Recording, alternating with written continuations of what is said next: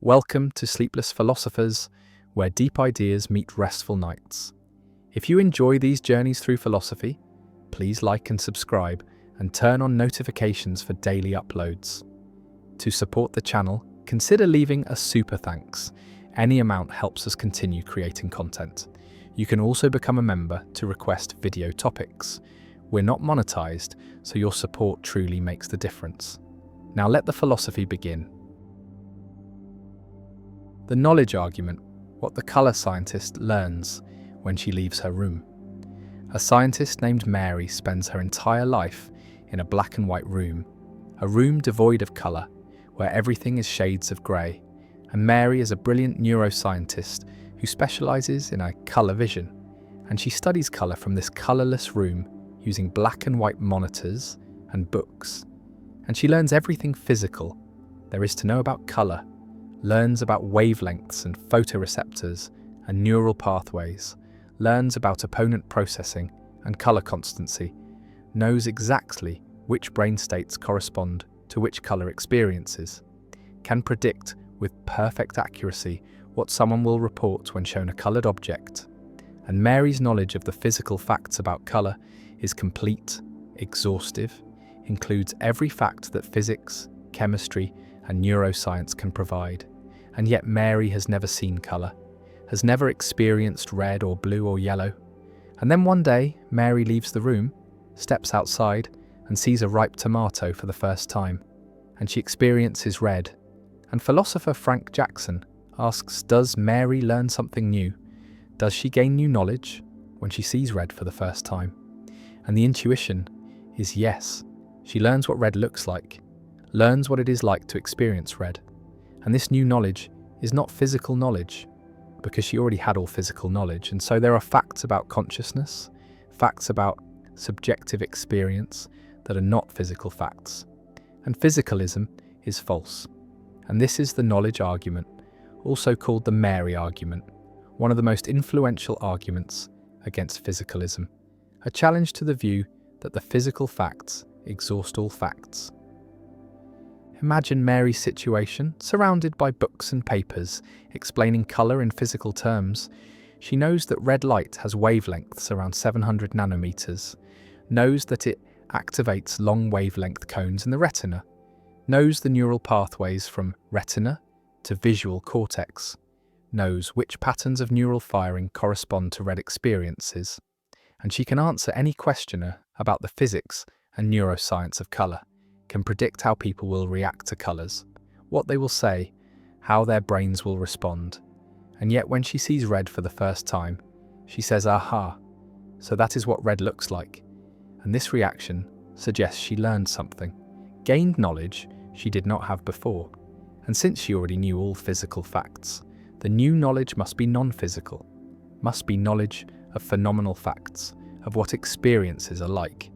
And these phenomenal facts are not reducible to physical facts, are additional to them, and so physicalism is incomplete, fails to capture everything about consciousness. The knowledge argument can be formulated as follows.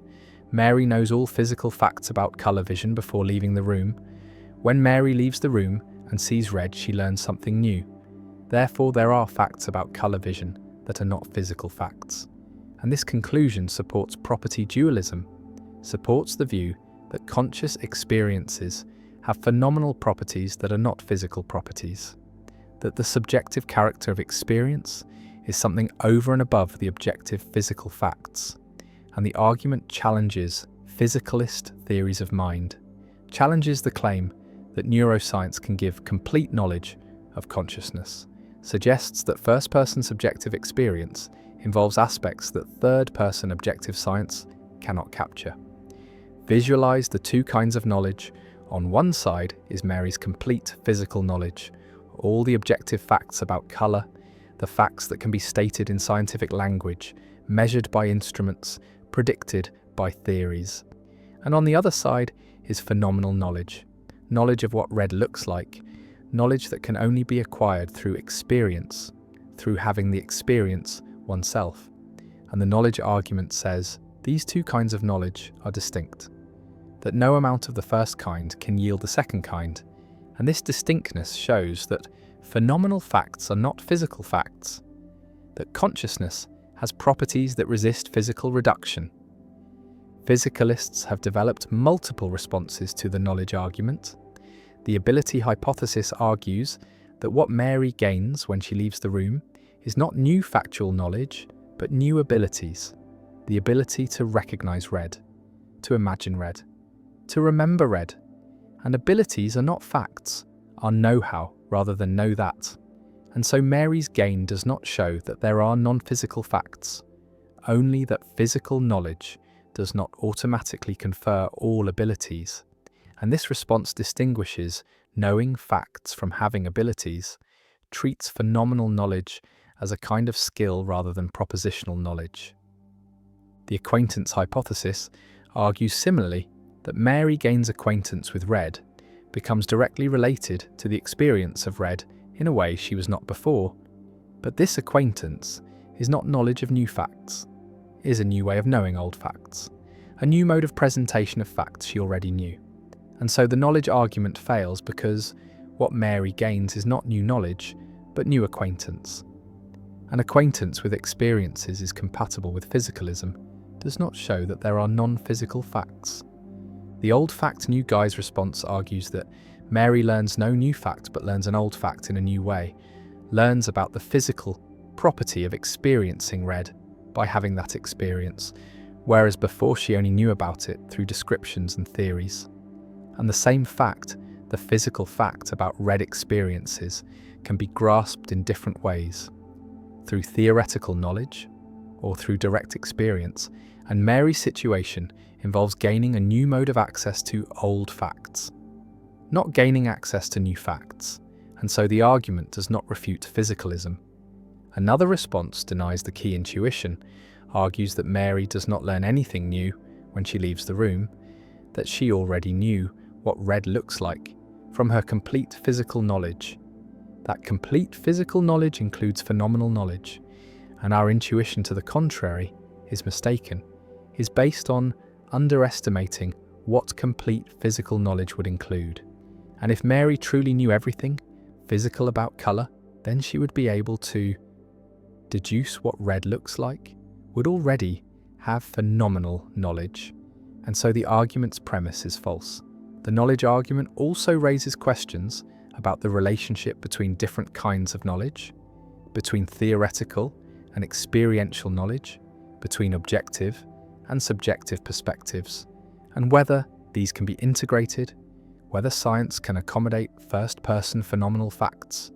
And Jackson himself later rejected the knowledge argument, became a physicalist, argued that the knowledge Mary gains is not knowledge of new facts but is compatible with physicalism, though other philosophers continue to defend the argument, continue to insist that Mary's gain shows the incompleteness of physical accounts of consciousness. Mary sits in her black and white room, learning about colour, mastering every physical fact, and then she steps outside, and the world bursts into colour, and she sees red for the first time, and the tomato glows in the sunlight, and her reaction is wonder, is discovery, is the sense of learning something utterly new, and whether this reaction reveals that physicalism is false, that consciousness includes non-physical properties, or whether it merely shows that knowledge comes in different forms, different modes, remains disputed, remains one of the central debates in philosophy of mind, and the knowledge argument persists, powerful and controversial, a challenge to physicalist theories, a defense of the irreducibility of phenomenal consciousness, and a reminder that subjective experience, the what-it-is likeness of mental states, resists capture in purely objective physical terms, and Mary's story continues to be told, to be analysed, to be debated, and the question remains, did she learn something new, something that physical knowledge could not provide? And the answer determines whether consciousness can be fully explained by neuroscience, or whether phenomenal experience involves something more, something that transcends the physical. And the knowledge argument endures as a vivid illustration of the explanatory gap, the gap between physical facts and phenomenal facts, between brain and mind, between what we can know objectively and what we can only know by experience. The liberal paradox, when freedom and choice destroy each other. An economist named Amartya Sen constructs a paradox about individual liberty and social choice, about whether societies can simultaneously respect individual freedom and satisfy basic welfare criteria. And the paradox goes as follows. Suppose society values individual freedom, values the principle that each person should be decisive over certain personal matters, should have sovereignty over a domain of choices, perhaps what to wear or what to read or how to live, and call this principle minimal liberalism, the requirement that each individual has at least one pair of alternatives where their preference determines social choice. And now suppose society also values Pareto efficiency, values the principle that if everyone prefers outcome A to outcome B, then society should choose A, should not choose an outcome that makes everyone worse off. And Sen proves that these two principles are incompatible, that no social decision procedure can guarantee both minimal liberalism and Pareto efficiency, that respecting individual freedom can conflict with respecting unanimous preferences. And this is the liberal paradox, also called the impossibility of a Paretian liberal, a demonstration that liberal values contain internal tensions, that freedom and welfare can conflict, that respecting individual choice over personal matters can lead to outcomes that everyone prefers to avoid. And the paradox has generated enormous literature, has sparked debates about the nature of rights, about whether rights are absolute or can be traded, about how to resolve conflicts between liberty and welfare, and the liberal paradox remains one of the most important results in social choice theory, remains a challenge to liberal political philosophy. Imagine a specific example. Two people, call them Prude and Lude, and a book, and Prude prefers that no one read the book, finds it offensive, would be most satisfied if neither reads it. And second best for Prude is if Prude reads it rather than Lude reading it, because at least then Prude can argue against it from first-hand knowledge, and worst for Prude is if Lude reads it while Prude does not.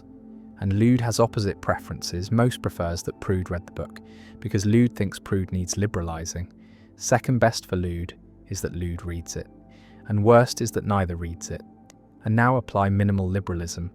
Say that Prude should be decisive over whether Prude reads the book, should have the right to choose for themselves, and Lude should be decisive over whether Lude reads the book, and Prude chooses not to read, exercises their right, and Lude chooses to read, exercises their right, and the outcome is Prude does not read and Lude reads, but both prefer the outcome where Prude reads and Lude does not.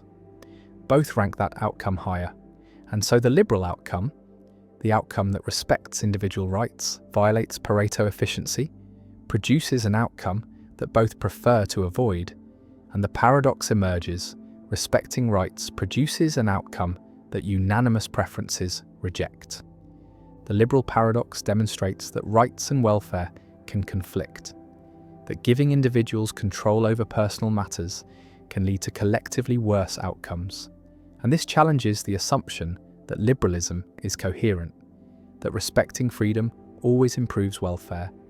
And Sen's paradox shows that this is false, shows that freedom and welfare can diverge, that societies face trade-offs between respecting rights and respecting preferences, and different resolutions prioritize differently. Some prioritize rights and accept that Pareto improvements may be blocked, accept that unanimous preferences may be overridden by individual sovereignty, and other resolutions prioritize welfare and accept that rights may be violated when everyone would benefit, and neither resolution is fully satisfying. Both involve accepting tensions within liberal values. Visualize the paradox as revealing a cycle. Individual rights produce an outcome, unanimous preferences reject that outcome and prefer an alternative. But that alternative violates individual rights, and we are stuck, cannot satisfy both rights and preferences simultaneously. And this cycle shows that liberalism contains contradictions, that its commitments can conflict, and resolving the conflict requires prioritizing, requires deciding whether rights or welfare is more fundamental, and different liberal theories answer differently. Rights-based liberalism prioritizes rights and accepts welfare losses. Welfare-based liberalism prioritizes welfare and accepts rights violations, and no theory satisfies both perfectly. One response to the liberal paradox argues that the problem is with the specification of rights, that the rights in Sen's example are meddlesome, are concerned with what others do, and proper rights are self-regarding, are concerned only with what you do, not with what others do. And if rights are limited to self-regarding matters, then the paradox may not arise, then respecting rights may be compatible with Pareto efficiency. And this response requires distinguishing between self-regarding and other regarding preferences, between preferences about your own life and preferences about others' lives. And liberalism protects the former, but not the latter, and this resolves the paradox by restricting the domain of rights, by denying that Prude has a right to prevent Lude from reading, even if Prude prefers that outcome. Another response accepts the paradox, accepts that rights sometimes block Pareto improvements, and argues that this is acceptable, that rights are constraints on social choice, are not mere preferences to be aggregated, but are protections that cannot be violated, even for welfare gains. And this deontological response treats rights as absolute, as trumps over welfare, and accepts that respecting rights may produce outcomes that everyone prefers to avoid. And this response is consistent with rights-based liberalism, with the view that individual freedom is foundational, is not negotiable, and welfare considerations cannot override rights. And the paradox is accepted as showing the cost of rights, showing that freedom has trade-offs. A third response questions the Pareto principle, argues that unanimous preferences should not always be respected, that preference satisfaction is not always good, and in Sen's example, the preferences are meddlesome, are concerned with interfering in others' choices, and perhaps such preferences should not count, should not be given weight in social choice. And this response modifies the Pareto principle to exclude meddlesome preferences, to respect only preferences about self-regarding matters. And this resolves the paradox by restricting the domain of preferences that matter for social choice. And this approach has some support, has intuitive appeal, because it seems wrong to let people's preferences about others' private behaviour determine social outcomes, seems to give too much weight to intolerance or judgment.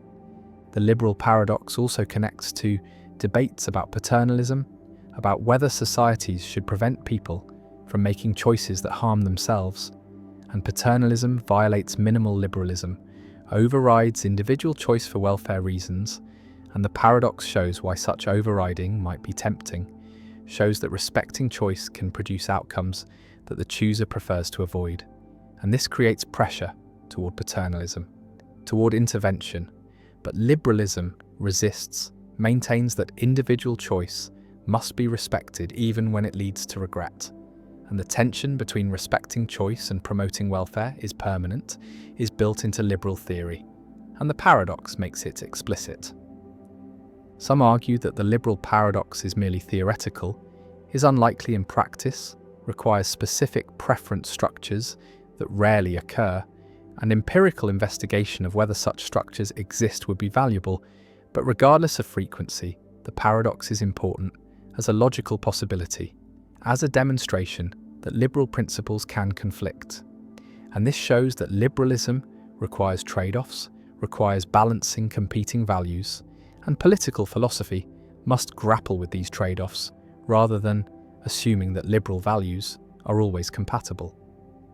The paradox also raises questions about whether societies should recognize rights at all, whether individual sovereignty over personal matters is justified if it can lead to collectively worse outcomes.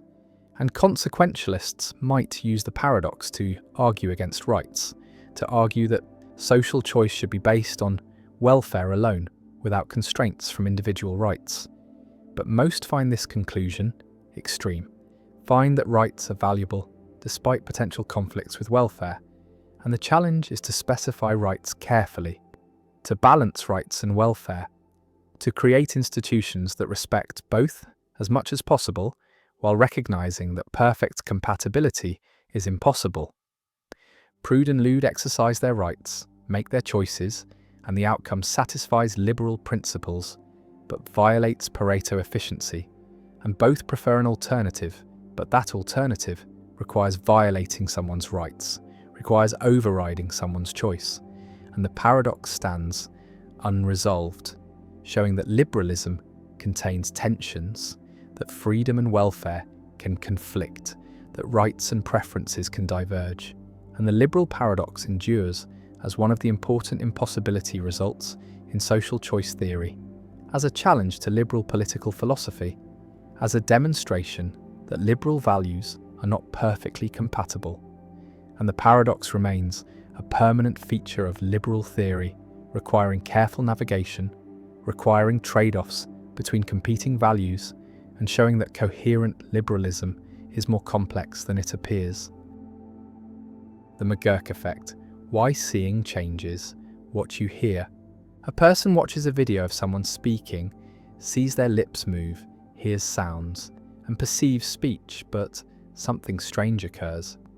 The auditory signal says one thing, the syllable "baha," and the visual signal shows lips making a different movement, the movement for ga, and yet what the person hears is neither ba nor ga but da, a fusion of the two inputs, a compromise between hearing and vision.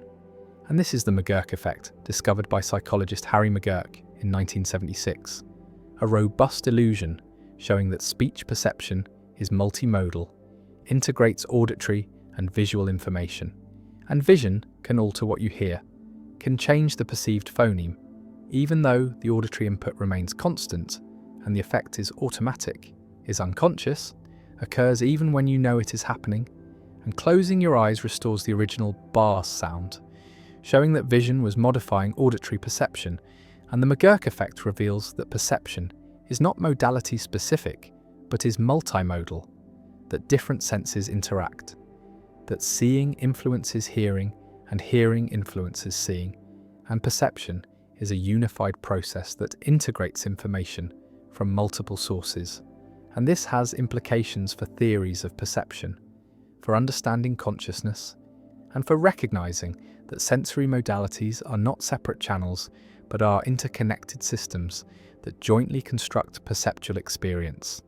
Imagine experiencing the effect, watching a video where someone's lips move saying ga while the audio plays ba, and you hear da, not what was said, not what the lips showed, but a fusion, and you know the audio is bea, can check by closing your eyes, but when your eyes are open you hear da, vision overrides audition, changes what you hear, and the effect is involuntary, is not something you can turn off.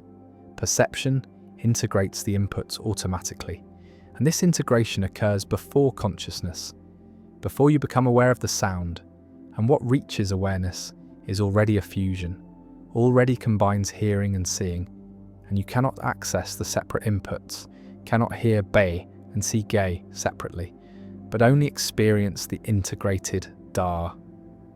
The McGurk effect demonstrates that speech perception is not purely auditory, not simply a matter of processing sound waves, but involves visual information about lip movements, facial gestures, speaker identity, and context.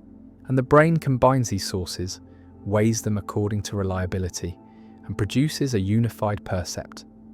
And when visual and auditory information conflict, the brain compromises, produces a perception that splits the difference. And this compromise shows that perception is not just input-driven but is constructed, is the result of unconscious inference, of combining cues according to probabilities. And McGurk is an example where the inference goes wrong, produces a percept that does not match either input perfectly, but represents the brain's best guess given conflicting information. Visualize the perceptual system as Bayesian, as computing probabilities based on sensory inputs and prior expectations. And when you see lips saying gyar and hear br, the brain computes that die is most likely given that visual and auditory cues are both somewhat unreliable and the percept should compromise between them. And this Bayesian integration explains many perceptual phenomena, explains how the brain combines cues from different senses, weights them by reliability, and produces unified, coherent experience. And the McGurk effect is a case where the integration produces an incorrect result, but reveals the normal processing that usually works well, that usually integrates senses accurately. The McGurk effect challenges theories that treat senses as separate, that analyze vision separately from audition, that assume perception is modality specific, and the effect shows that modalities interact.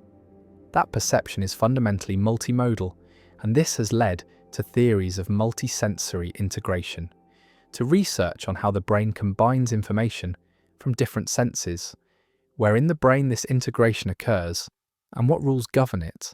And the McGurk effect has become a paradigm case, a standard demonstration of multimodal perception used in countless psychology classes and research studies. The effect also has implications for understanding consciousness, because the fusion occurs before consciousness, occurs in processing that we do not have access to, and what we experience as the result of this processing is the fused percept, and we do not experience the separate auditory and visual inputs, do not have access to the processing that combined them, and consciousness receives only the output, only the unified percept, and this shows that much of perception is unconscious, is hidden from awareness, and conscious experience is constructed from unconscious processing, and the construction is so seamless that we do not notice it, do not realize that our experience is a synthesis rather than a direct recording of input. The McGurk effect appears in discussions of cognitive penetrability, because if perception is modular, if sensory systems are encapsulated, then one modality should not influence another. Vision should not alter what you hear, but the McGurk effect shows cross-modal influence, shows that perception is not strictly modular, that different sensory modules communicate and interact. And this qualifies strong modularity, suggests that while early sensory processing may be modular, later perceptual processing integrates across modalities, and perception as a whole is not modular but is interactive. And the McGurk effect is evidence for this interactivity, for perceptual systems that are not strictly separated but are interconnected. The effect also has practical implications for understanding speech perception in noisy environments, for designing hearing aids that take advantage of visual information, for developing virtual reality systems that create convincing multimodal experiences, and for understanding how perception can be manipulated, how illusions can be created through conflicting sensory cues.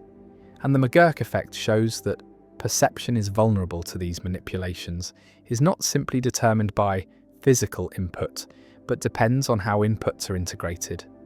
The person watches the video, hears da, knows the audio says bar, sees the lips say gar, and yet perceives da, a fusion that is none of the inputs but is the brain's compromise. And the McGurk effect persists, demonstrates multimodal integration, challenges modular theories, reveals unconscious perceptual processing, and stands as one of the most famous demonstrations in cognitive psychology. A simple effect that reveals deep truths about how perception works, how senses interact, how consciousness is constructed from unconscious processes, and the effect remains robust and automatic, a permanent feature of human speech perception, showing that seeing changes, hearing, that perception is unified, that the brain constructs experience from multiple sources, and the fusion continues. Da heard when ba was spoken, and gar was seen, and the McGurk effect endures. The is-ought problem, why facts cannot tell us what to do. Science describes the world, tells us what is, what exists, how things work, the laws of nature, the facts about atoms and organisms and stars, and these descriptions are supported by evidence, by observation and experiment, and they are objective, true or false, regardless of what anyone thinks or wants. And ethics prescribes action, tells us what ought to be, what we should do, what goals to pursue, how to treat others, and these prescriptions are normative, involve value and obligation. And the question that has haunted philosophy since David Hume raised it in 1739 is whether we can derive aught from is, whether we can move from factual premises to moral conclusions, whether what exists tells us anything about what should exist. And Hume's answer was no. There is a gap, an unbridgeable chasm between descriptions and prescriptions, between facts and values, between is and ought, and no amount of purely factual information can tell us what we should do. And this is the is-ought problem, sometimes called Hume's guillotine, because it cuts moral reasoning off from empirical inquiry, separates facts from values, and leaves us wondering how moral knowledge is possible if it cannot be derived from facts about the world.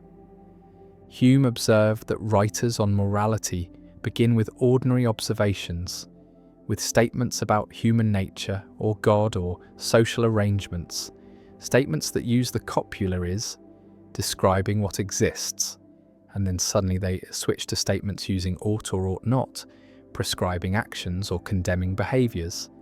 And this transition, Hume says, is never explained, is never justified. The writers seem to assume that the ought follows from the is, that because things are a certain way we should act in a certain way, but this assumption is invalid. The ought does not follow. There is a logical gap, and any argument that moves from is to ought is either invalid or contains a hidden normative premise that was smuggled in. And if all moral arguments ultimately rest on normative premises that cannot be derived from facts, then moral reasoning is fundamentally different from empirical reasoning, is based on values or sentiments or intuitions that are not themselves factual claims. Visualize an argument that tries to derive ought from is. Suppose someone says humans are naturally cooperative. This is a factual claim about human psychology, and then concludes, therefore, we ought to cooperate, a normative claim about how we should behave.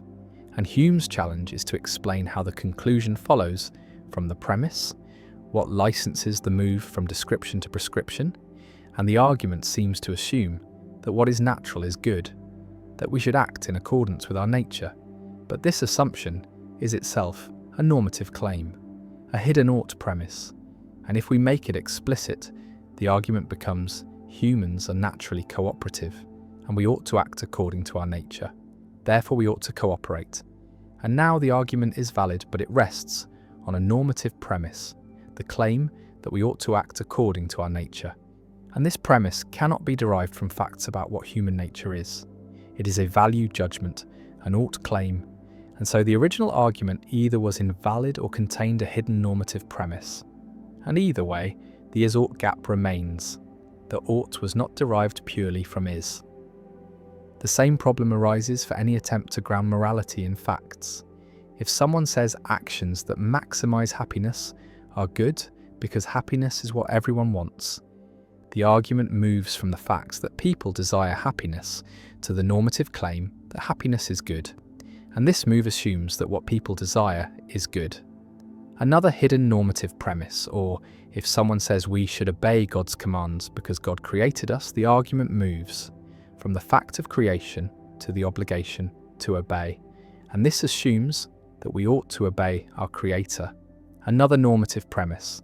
And in every case, the derivation fails unless a normative premise is included.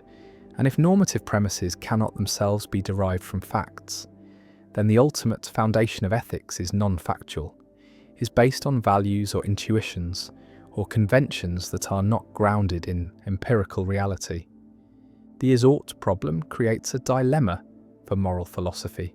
Either accept that moral claims are not factual, are not true or false in the way scientific claims are, but express attitudes or prescribe actions or reflect cultural conventions, and this leads to non-cognitivism or relativism, views that deny objective moral truth, or accept that moral claims are factual, but insist that moral facts are sui generis, are not reducible to natural facts, are known through intuition or reason rather than through empirical observation, and this leads to non-naturalism, the view that morality is objective but not part of the natural world, studied by science, or find some way to bridge the is-ought gap, to derive ought from is, and this requires showing that certain facts entail normative conclusions, that the gap is not as wide as Hume thought, and various philosophers have attempted this, have proposed that the gap can be crossed under certain conditions. One attempt to bridge the gap involves institutional facts, facts about social practices and their constitutive rules. John Searle argued that if you accept a role within an institution, you accept the obligations that come with it. If you are a chess player, you ought to move the bishop diagonally, not because of an additional normative premise, but because that is what it means to be playing chess. The ought is built into the description of the institution, and similarly, if you make a promise, you create an obligation. You ought to keep the promise, and this ought follows from the fact of promising, from the institution of promising and its rules, and Searle claims this shows that ought can be derived from is, that institutional facts bridge the gap. But critics respond that this only works if you already accept the institution, already grant that you ought to follow its rules, and so the normative premise is still there, hidden in the acceptance of the institution. Another attempt involves functional facts. Facts about what things are for. Philippa Foot and others argue that living things have natural functions. Hearts are for pumping blood, eyes are for seeing, and organisms can be evaluated by how well they fulfill their functions. A good heart pumps blood efficiently, a defective heart does not, and humans have functions too, and virtues are traits that enable humans to flourish, to live well, and so we ought to develop virtues, and this ought to follows from facts about human nature and human flourishing. But critics respond that this assumes flourishing is good, assumes that we ought to pursue the goals set by our nature, and these assumptions are normative, are not themselves derived from facts about what human nature is, and so the gap remains. Visualize the gap as a chasm.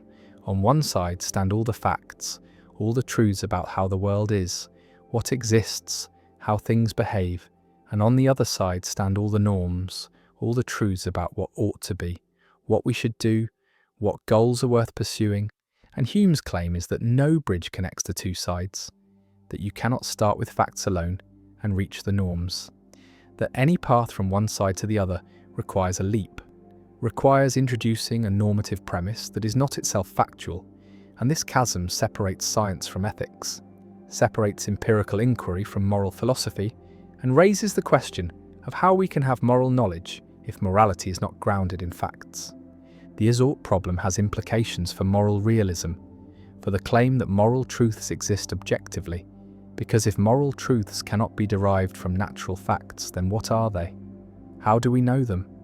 And moral realists divide into naturalists who deny the gap and claim that moral facts are natural facts, and non-naturalists who accept the gap and claim that moral facts are sui generis, are known through intuition or reason, and both positions face challenges.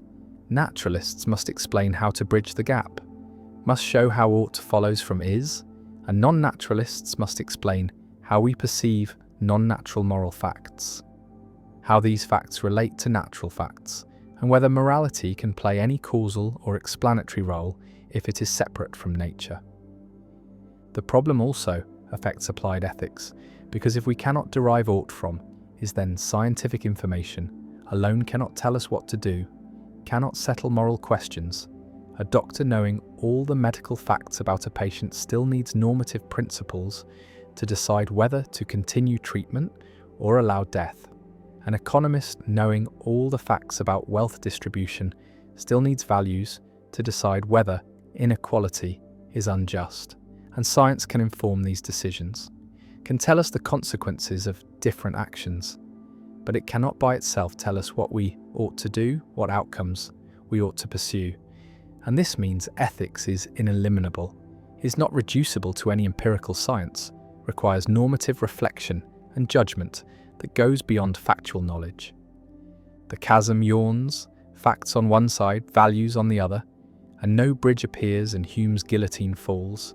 Severing is from ought, description from prescription, and the is-ought problem remains, unsolved, persistent, dividing metaethics into camps, challenging moral realism, questioning whether science can answer moral questions, and forcing recognition that normativity is distinct, that ought is not reducible to is, that values are not facts, or if they are facts, they are strange facts, facts that cannot be derived from ordinary empirical observations, and the problem endures as one of the central puzzles in philosophy, a reminder that ethics is autonomous, that moral reasoning requires more than empirical knowledge, and that the relationship between what is and what ought to be remains one of the deepest and most difficult questions we face. The non-identity problem, why creating a disabled child, seems wrong but harms no one. A woman takes medication that she knows will cause her future child to be born with a disability that will significantly reduce the child's quality of life, but will not make life so bad that it is not worth living, and the child will live with chronic pain, with limited mobility, with challenges that most people do not face. But the child will still experience joy and love and meaning, and life will be worth living overall, just harder, just less good than it could have been. And we are inclined to say that the woman did something wrong, that she should have stopped taking the medication, should have waited until it cleared her system before conceiving. And if she had waited, she would have conceived a different child, a healthy child. And this seems like the obviously right choice, but now philosopher Derek Parfit poses a troubling question. Who exactly was harmed by the woman's choice? Who was made worse off? And the answer is puzzling because the disabled child cannot claim to have been harmed.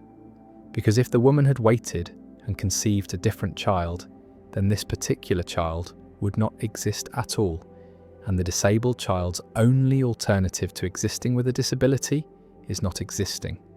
And existing with a disability, as long as life is worth living, is better than not existing.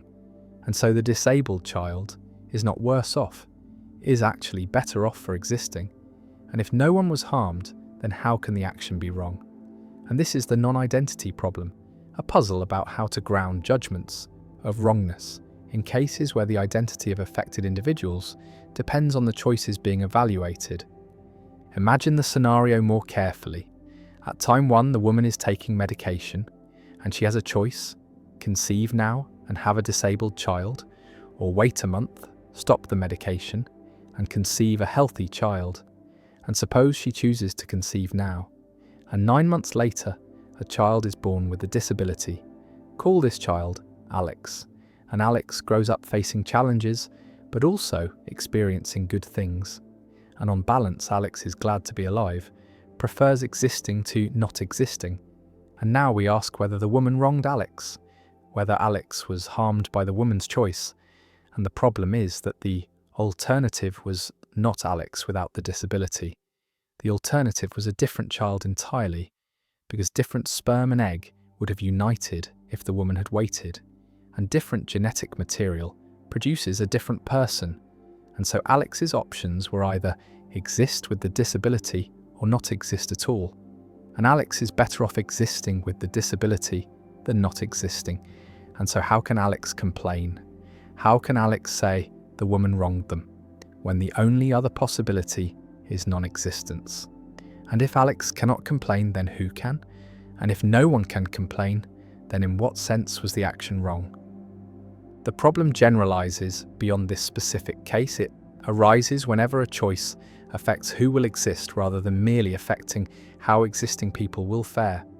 And these cases are called non-identity cases, and they include decisions about environmental policy, where current generations choose between policies that affect which future people will exist. Decisions about genetic engineering, where parents choose traits for children who would not exist without that choice. Decisions about timing of reproduction, where different times lead to different children. And in all these cases, the people affected by the choice cannot claim they would have been better off if a different choice had been made, because they would not have existed if a different choice had been made. And so, standard harm-based reasoning seems to fail, seems unable to explain why these choices might be wrong. Visualize the problem as a branching tree. At the decision point, two branches extend. On one branch, a child with disability exists. On the other branch, a different healthy child exists. And we compare the two branches and say the second is better, produces a better outcome, a healthier child, less suffering, more well-being. But when we try to say who benefits from choosing the second branch, we cannot point to anyone. The disabled child does not benefit because that child does not exist in the second branch. The healthy child does not benefit because that child does not exist in the first branch. And so there is no person who is made better off by choosing the better branch. And this seems to undermine the claim that the better outcome is better for anyone. And yet we strongly feel that the choice matters, that creating a child with avoidable disability is wrong. Parfit proposed the non-identity problem as a challenge to person-affecting principles.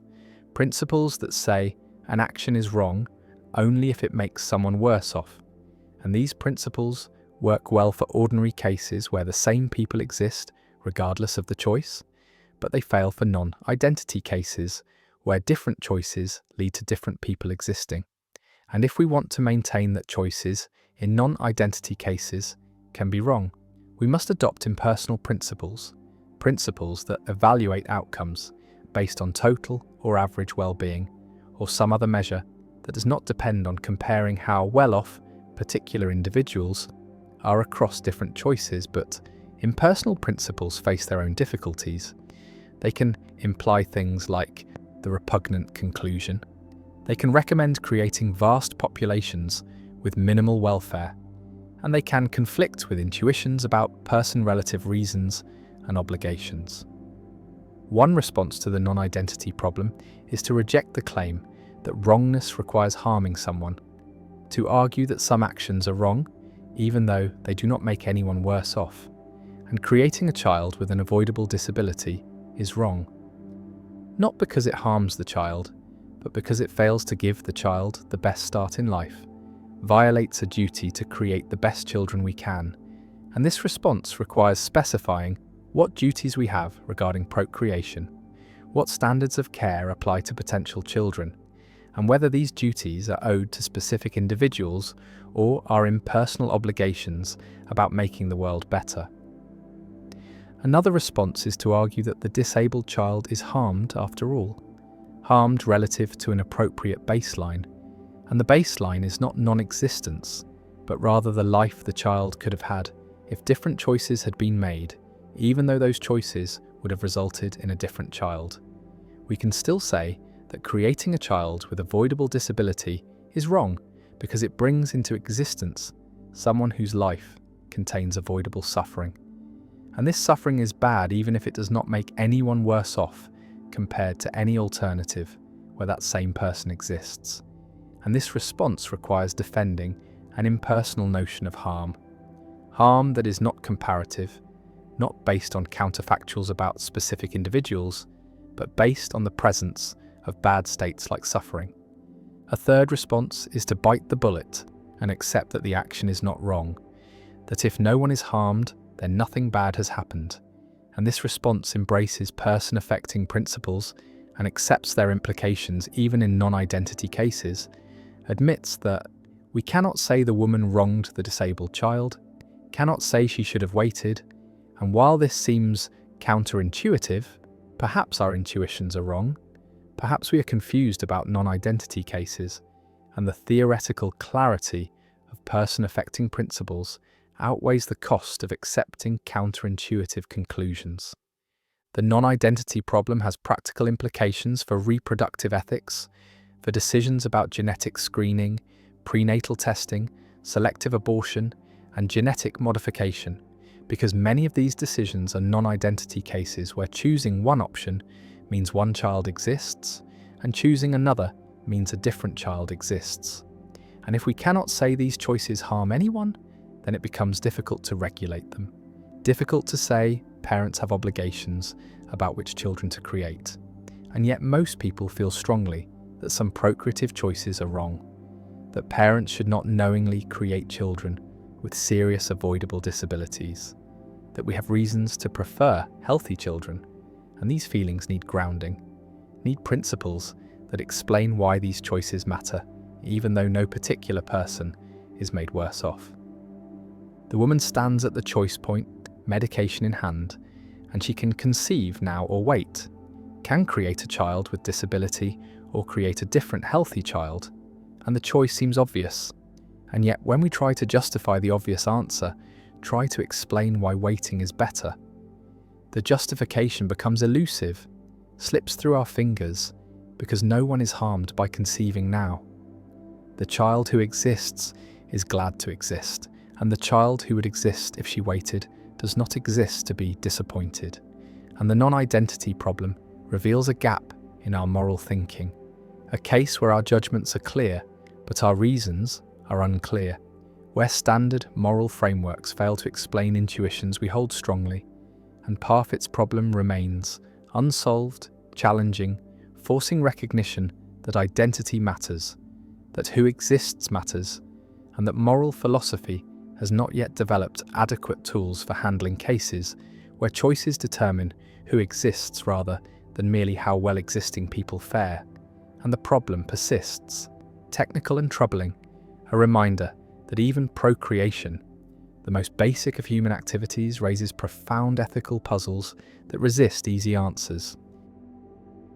The paradox of analysis, how explaining something makes it meaningless.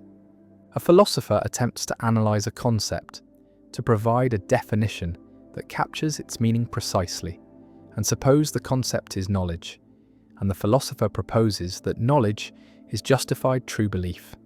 And this analysis, if correct, should be informative, should tell us something we did not already know about what knowledge is, should illuminate the concept by breaking it down into simpler components. But here emerges a paradox articulated by C.H. Langford and discussed extensively by G.E. Moore, because if the analysis is correct, then the analysandum, the concept being analysed, and the analysans, the analysis itself, must have the same meaning, must be synonymous, otherwise the analysis would be incorrect, would not capture what knowledge really is. But if they are synonymous, then stating the analysis provides no new information, becomes a tautology, becomes equivalent to saying knowledge is knowledge, which is trivial, tells us nothing. And so the analysis cannot be both correct and informative. If it is correct, then it is trivial. If it is informative, then it is not a genuine analysis, but merely a stipulation or a proposed change of meaning. And this is the paradox of analysis, a puzzle about whether conceptual analysis is even possible, whether we can both correctly identify the meaning of a concept and provide new insight into that concept. Imagine presenting the analysis to someone who understands the concept of knowledge, who uses the word correctly, who can distinguish cases where knowledge is present from cases where it is absent, and you tell them that knowledge is justified true belief. And if they already knew this, if the definition merely makes explicit what was implicit in their understanding, then the analysis is correct but uninformative, tells them nothing new. But if they learn something, if the analysis reveals something they did not already know, then it seems the analysis is changing the concept rather than analysing it, is offering a new concept rather than clarifying the old one. And either way, the analysis fails to do what philosophical analysis is supposed to do, both correctly identify meaning and provide insight. The paradox challenges the entire enterprise of conceptual analysis, challenges the method that has been central to analytic philosophy for over a century, the method of taking ordinary concepts like knowledge, justice, truth, and providing precise definitions. And if the paradox cannot be resolved, then conceptual analysis is either impossible or pointless. Either it cannot be done correctly, or when done correctly, it provides no insight. And this threatens one of philosophy's main methods, forces philosophers to reconsider what they're doing when they offer analyses, what counts as success and whether analysis is discovery or stipulation. Visualize the paradox as a dilemma. On one horn, the analysans and analysandum are synonymous, have the same meaning, and the analysis is correct but trivial, like saying a bachelor is an unmarried man, which is true but uninformative because anyone who understands the word bachelor already knows this.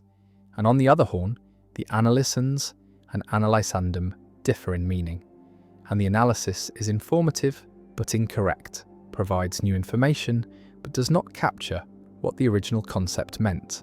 And either way, the analysis fails to achieve the goal of being both correct and informative. And the paradox seems to show that this goal is impossible, that correctness and informativeness are incompatible in conceptual analysis. One response distinguishes between sense and reference, between how a concept is presented and what it refers to, and argues that an analysis can have the same reference as the analysandum while differing in sense, and so the analysis is informative because it presents the concept differently, makes explicit aspects that were implicit even though it refers to the same thing, and the analysis knowledge is justified.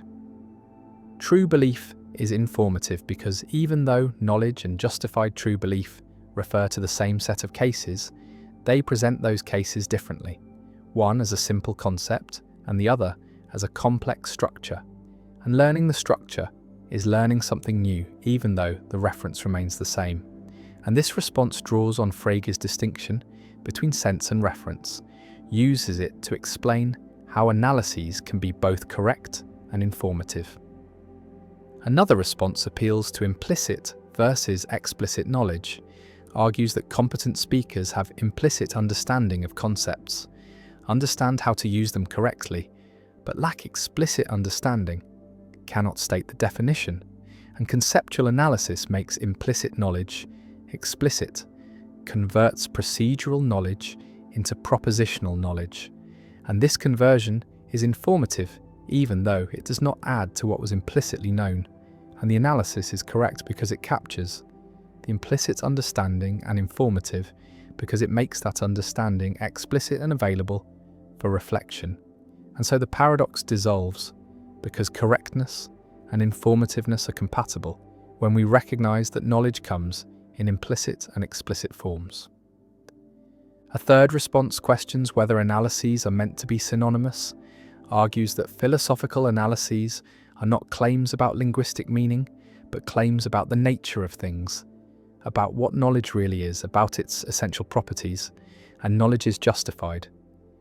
True belief is not a claim about what the word means, but a claim about what knowledge consists in, about its metaphysical structure. And this claim can be informative, even if it is necessarily true, even if knowledge could not be otherwise, because discovering necessary truths is informative. Learning that water is H2O was informative, even though it is necessarily true that water is H2O, and so philosophical analysis is more like scientific discovery than like lexicography, more like finding out what things are than like defining words. And the paradox assumes the wrong model of analysis. The paradox also connects to debates about analyticity and the analytic-synthetic distinction, because if analyses are analytic truths, true in virtue of meaning, then they should be trivial, should be knowable a priori just by understanding the concepts. But many proposed analyses are controversial, are rejected by competent speakers, and this suggests either that analyses are not analytic, or that analyticity is more complex than traditionally thought. And Quine's critique of the analytic-synthetic distinction can be seen as embracing the paradox, as arguing that there are no purely analytic truths, that all statements are revisable, that meaning and fact are not sharply separated, and so philosophical analyses are not discoveries of meaning, but proposals for how to understand concepts, and their value is pragmatic, depends on whether they illuminate, rather than whether they are correct in some absolute sense. The paradox remains unresolved. Different philosophers offer different solutions based on different theories of meaning and different conceptions of what philosophical analysis aims to achieve. And the paradox continues to challenge the methodology of analytic philosophy, forces ongoing reflection on what analysis is, what it can accomplish, and whether the goals of correctness and informativeness can be reconciled, or whether philosophy must choose between them. And the concept of knowledge sits waiting for analysis, and the philosopher proposes justified true belief. And the question remains whether this is a discovery or a stipulation, whether it is correct or informative, or neither or both. And the paradox persists, a puzzle about philosophy's methods, about whether conceptual analysis is possible, about the relationship between understanding and articulation, between implicit grasp and explicit formulation, and whether the attempt to make our concepts precise enriches or distorts them, captures their meaning or creates new meanings. And the paradox endures as a permanent challenge to philosophical methodology, a question about whether philosophy can deliver on its promise to analyze and clarify concepts, or whether the very attempt to analyze creates a problem that cannot be solved without giving up either the goal of correctness or the goal of informativeness. And the analysis hangs there, proposed but problematic, informative or correct, but not both, and the paradox remains.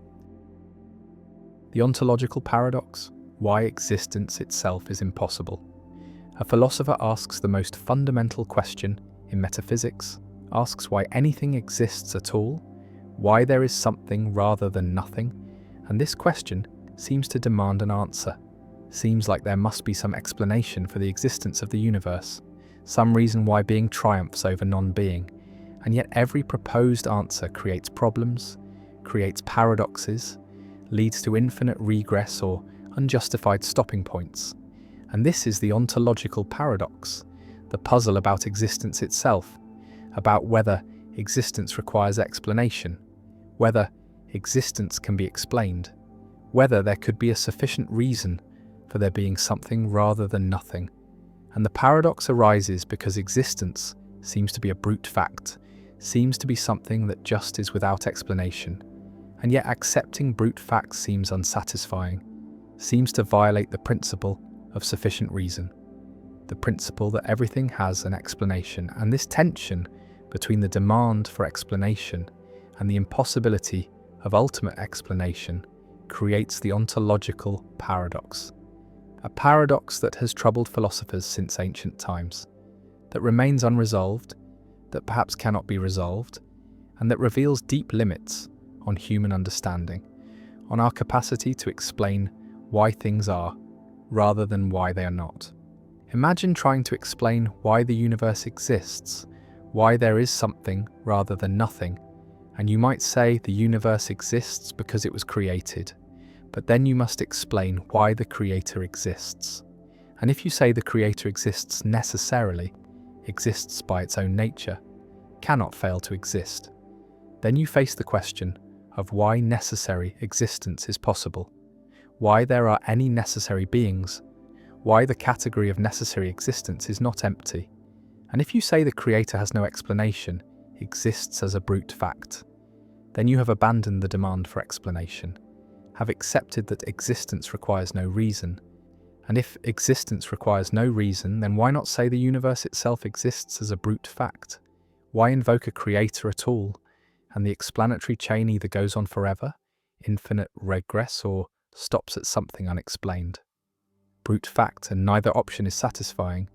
Neither provides the ultimate explanation we were seeking. And the ontological paradox emerges, the recognition that existence cannot be fully explained, that the question why something rather than nothing has no satisfactory answer. The paradox can be stated as an impossibility argument.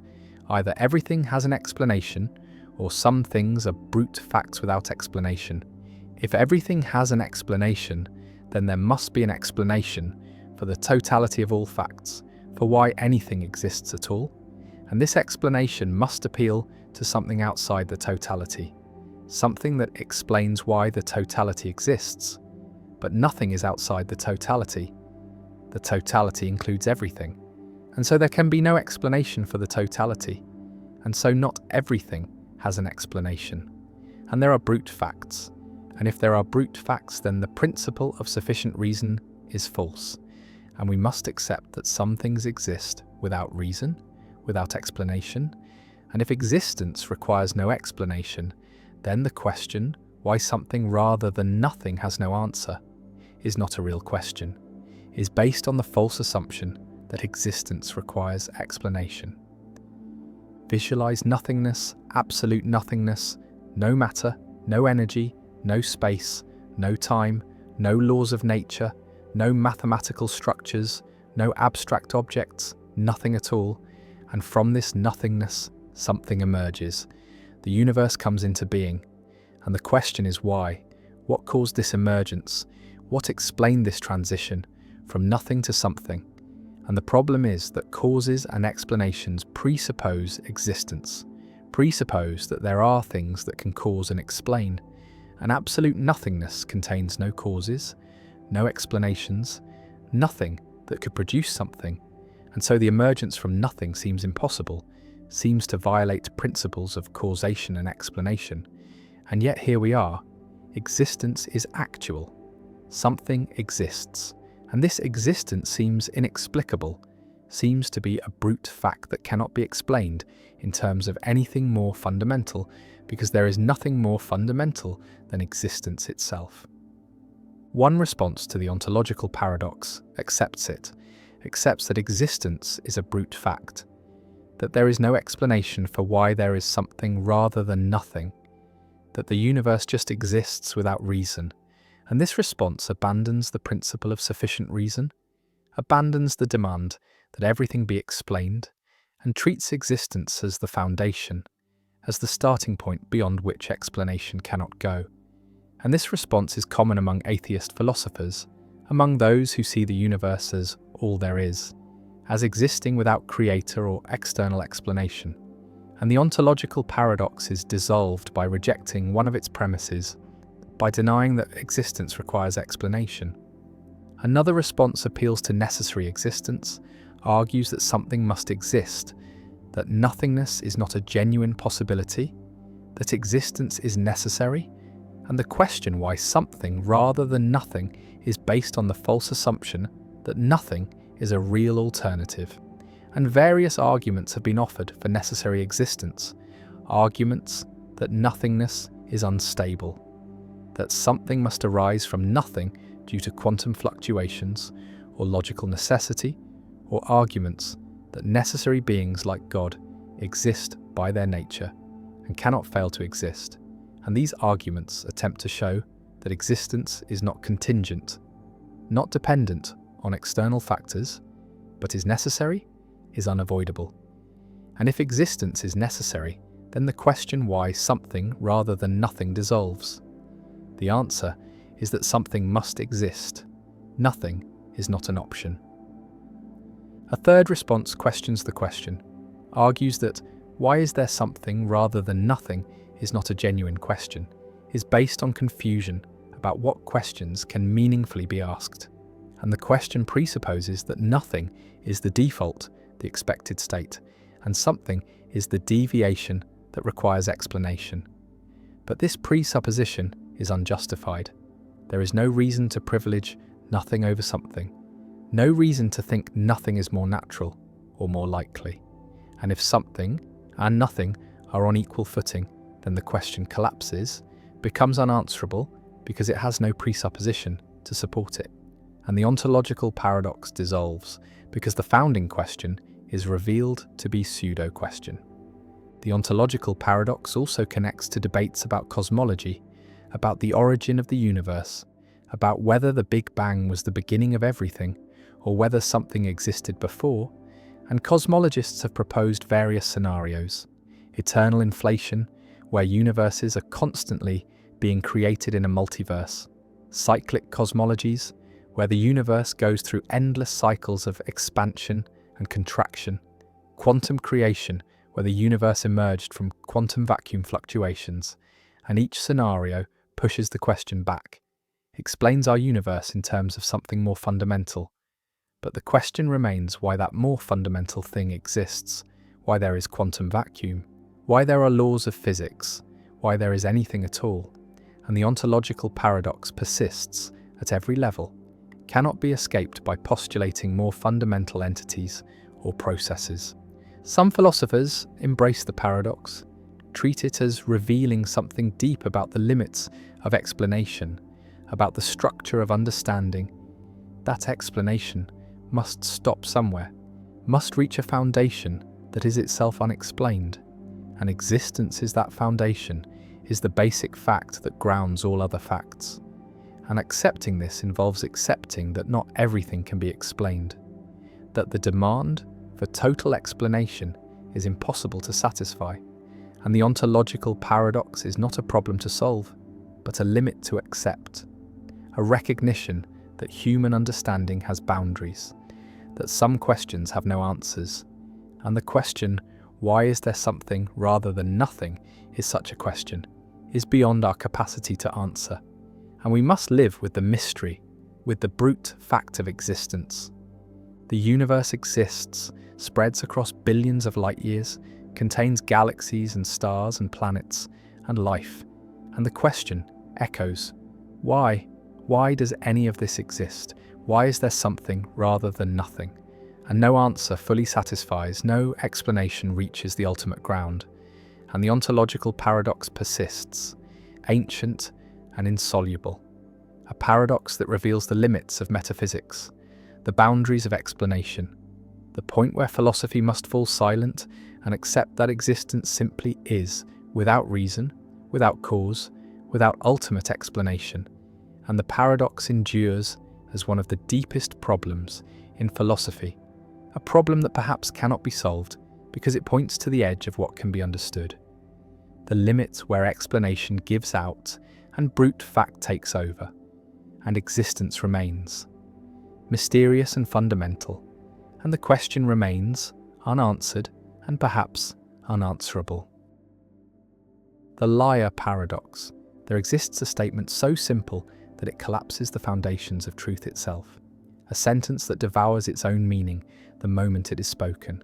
And this is the liar paradox, a loop that has haunted logicians and philosophers for over 2,000 years. The paradox is most famously expressed in a single declaration: this statement is false, and the mind recoils at what follows. For if the statement is true, then it must be false as it claims. But if it is false, then it must be true because it correctly identifies itself as false. And so the cycle begins again, spiraling endlessly, without resolution, without escape. The ancient Greeks were the first to wrestle with this demon of language, and Epimenides, the Cretan, is often credited with an early version when he declared that all Cretans are liars, which implies that if he himself is a Cretan, then his statement must be a lie, which means Cretans might actually tell the truth, which means his statement might be true, which means it is false again, and the contradiction churns without mercy. Philosophers have spent centuries trying to solve or dissolve the paradox, and some argue that self-referential statements like this are simply meaningless, that language breaks down when it tries to refer to itself in this way, while others suggest that truth is not binary but exists on a spectrum, allowing for statements that are neither fully true nor fully false, hovering in some undefined space between. Bertrand Russell encountered similar contradictions when developing set theory and discovered that self-reference could destroy the entire logical framework of mathematics, leading him to create new systems that carefully excluded paradoxes like the liar from ever forming. The paradox also influenced Kurt Gödel, whose incompleteness theorems proved that within any sufficiently complex logical system, there will always be true statements that cannot be proven, which itself echoes the spirit of the liar paradox, the idea that truth and provability are not always the same thing. Some modern logicians have proposed paraconsistent logics, systems where contradictions can exist without causing the entire structure to collapse, allowing the liar paradox to be true and false simultaneously without forcing us to accept that everything is true, which would render logic useless. Others reject the paradox entirely, claiming that natural language is too vague and imprecise to support rigorous logical analysis. that the liar paradox is a quirk of grammar rather than a deep philosophical problem. Yet the paradox persists, refusing to die, surfacing in new forms, across disciplines, from computer science to legal theory, anywhere that self-reference appears. Consider a sign that reads, "Ignore this sign," or a rule that states there are no rules, or a person who says everything I say is a lie, and the same strange loop emerges, the same dizzying collapse of meaning. The liar paradox forces confrontation with the limits of language, logic, and truth itself, suggesting that reality may not always fit neatly into categories of true and false, that some truths may be inherently unstable, slipping through the fingers the moment they are grasped. It reminds us that words are not perfect mirrors of reality, but tools shaped by human thought. And sometimes those tools turn on themselves, revealing cracks in the structures we build to make sense of existence. The omniscience paradox. Can God know what it's like to not know everything? A theologian declares that God is omniscient, all-knowing, possessing complete and perfect knowledge of everything that can be known, every fact, every truth, every possibility, past, present, and future.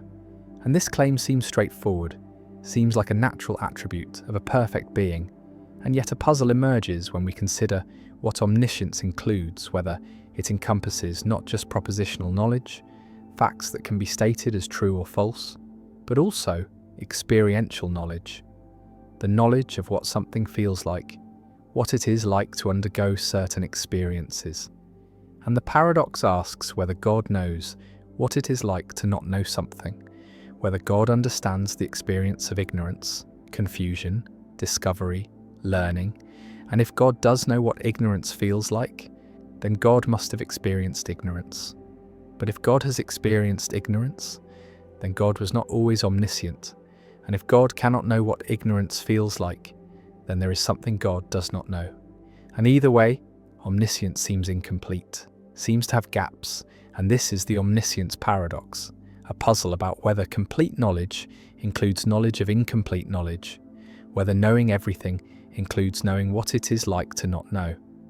Imagine God trying to understand human experience, trying to grasp what it feels like to be confused, to search for answers, to wonder whether something is true, to make mistakes, to learn, to have that moment of insight when understanding suddenly clicks into place after struggling. And these experiences seem to require not knowing, seem to be essentially experiences of ignorance or partial knowledge. And if God has never been ignorant, has always known everything, then God has never had these experiences, has never felt what it is like to learn. And so there is an aspect of human experience that God cannot fully understand, cannot know from the inside. And this suggests that omniscience, defined as knowing everything, is actually impossible, because knowing everything includes knowing what it is like to not know everything. And these two forms of knowledge are incompatible, cannot both be had by the same being at the same time. The paradox connects to philosophical debates about the nature of knowledge, about whether there are different kinds of knowledge that cannot be reduced to each other: propositional knowledge, knowing that something is true, and experiential knowledge, knowing what something is like. And the distinction is illustrated by cases like colour perception. A person who has never seen red, but knows all the physical facts about red light, about wavelengths and retinal responses and neural processing, does not know what red looks like, does not have experiential knowledge of redness. And when they see red for the first time, they learn something new. And this suggests that experiential knowledge is distinct from propositional knowledge, cannot be obtained just by knowing facts. And if this is right, then God's omniscience, if it is purely propositional, misses something, misses the experiential dimension. And God does not know what it is like to see red for the first time, does not know what it is like to learn, does not know what ignorance feels like. Visualize the problem as a conflict between two divine attributes: omniscience, which requires always having known everything, and perfect empathy or understanding, which requires knowing what human experiences feel like from the inside. And human experiences, include experiences of not knowing, and so perfect understanding seems to require having been ignorant. But omniscience seems to exclude ever being ignorant, and the two attributes pull in opposite directions, and something must give. Either God is not omniscient in the full experiential sense, or God does not fully understand human experience, or the distinction between propositional and experiential knowledge is mistaken, and God can know what ignorance feels like without ever being ignorant, through some superior form of knowledge that encompasses both facts and feelings. One theological response is to argue that God's knowledge is sui generis, is of a different kind than human knowledge, and God knows what ignorance is like, not by experiencing it, but by knowing its nature completely, by understanding all its causes and effects and phenomenal properties, and this understanding is so complete that it counts as knowing what ignorance is like, even though God has never been ignorant. And this response tries to bridge the gap between propositional and experiential knowledge, tries to say that sufficiently complete propositional knowledge includes experiential knowledge, but critics argue that this misses the point, that no amount of knowing facts about an experience captures what the experience is like, that there is an irreducible, subjective aspect that can only be known by having the experience, and so God's propositional knowledge, however complete, does not include experiential knowledge of ignorance. Another response is to embrace kenosis, the theological idea that God voluntarily limits divine attributes, and this view says that God can and does experience ignorance, that in becoming incarnate, in taking human form as Christ, God experienced human limitations, including not knowing things, and the gospel accounts support this, showing Jesus learning, growing in wisdom, not knowing when the end times would come, and this shows that God can experience ignorance without ceasing to be God, that omniscience is not essential to divinity, but is a power that can be set aside, and this resolves the paradox by denying that God is always omniscient, accepting that there are times when God voluntarily limits divine knowledge, but this creates new puzzles about whether a being that is not always omniscient can be called omniscient, and whether divine attributes can be temporary.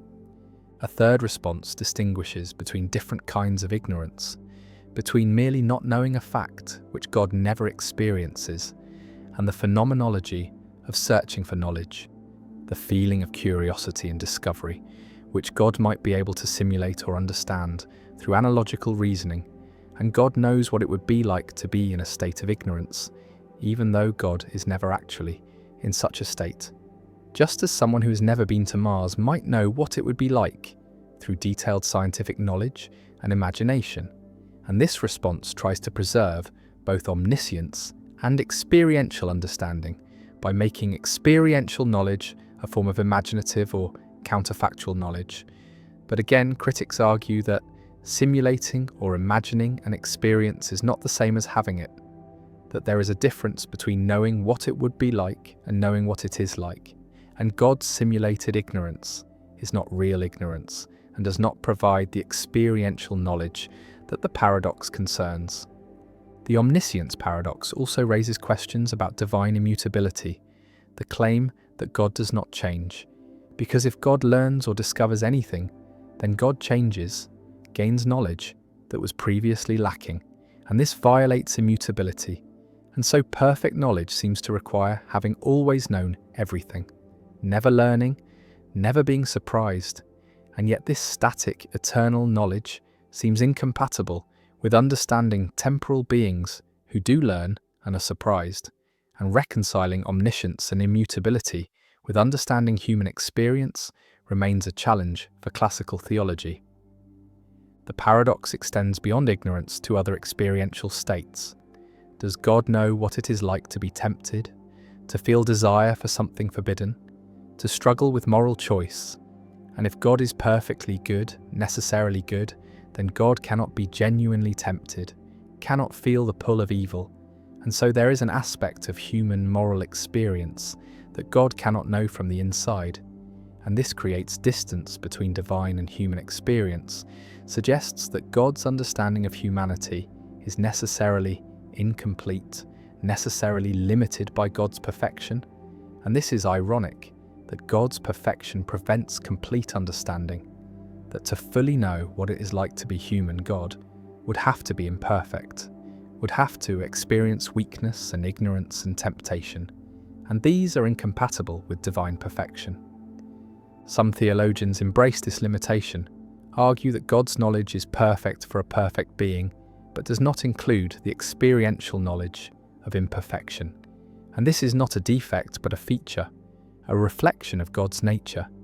And just as we do not think a perfect circle is defective because it is not a square, we should not think God is defective because God does not know what ignorance feels like, because such knowledge is incompatible with perfection.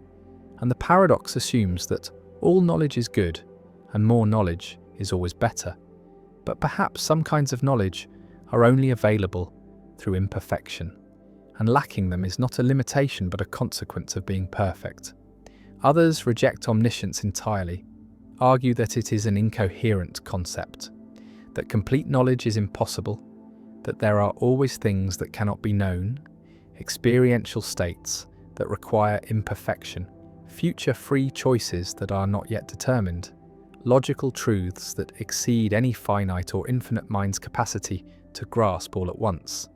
And if omniscience is impossible, then God is not omniscient, but this does not diminish God, does not make God less than perfect, because perfection means having all attributes that it is possible to have, not having impossible attributes.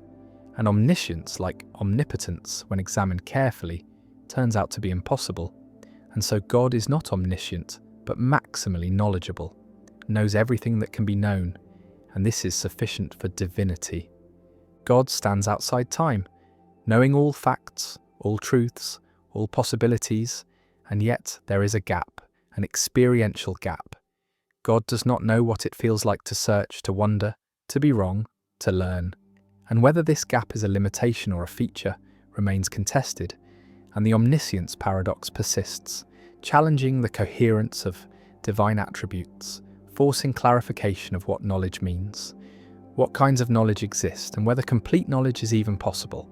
And the paradox remains unresolved, a permanent fixture in philosophy of religion, a reminder that even the most basic divine attributes, even the claim that God knows everything, conceal complexities and contradictions that philosophy continues to explore.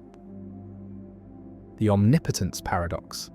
Can God create a rock so heavy that God cannot lift it?